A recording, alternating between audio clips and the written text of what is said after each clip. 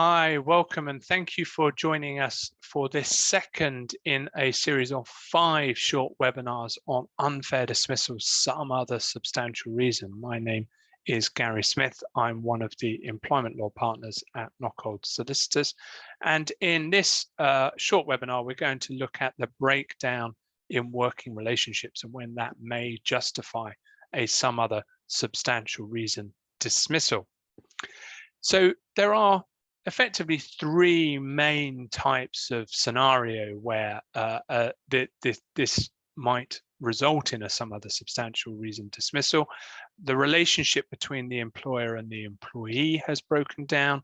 Perhaps a relationship between 2 or more employees has broken down, or third-party pressure to dismiss an employee. And we're going to look at each of those in a little bit more detail over the coming slides. So firstly, it's the relationship between employer and employee. Look, the employment relationship is one that is based on trust and confidence. And where something is done or something is said that fundamentally destroys that trust and confidence, it can give rise to a dismissal scenario. Importantly, though, when considering this, the employer should not be at fault for the breakdown in the relationship. Going back to the question of dismissals being fair and an employer acting reasonably, it is not reasonable for an employer to create a scenario where the relationship breaks down and then point the finger at the employee and dismiss. This sort of dismissal is often linked to misconduct, perhaps lots of examples of misconduct as opposed to a gross misconduct dismissal where you would normally follow a disciplinary process.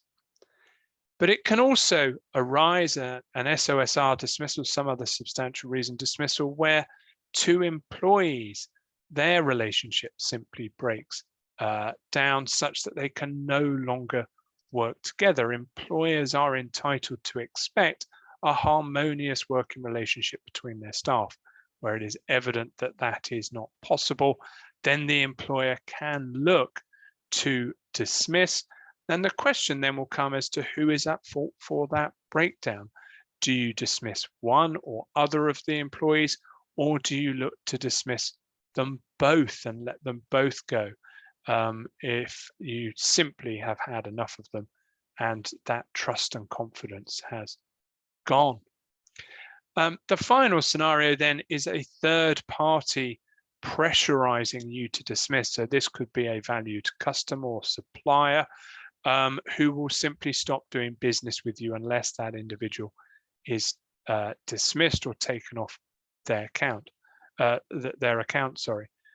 employer does not have to establish the truth of the allegations the third party is making, but may need to consider whether they should reallocate them to another role.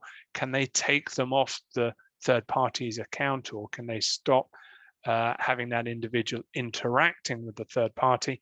If they can, then often it would be unfair to dismiss in those scenarios. So it's important that you go through a fair process to explore what other options there may be.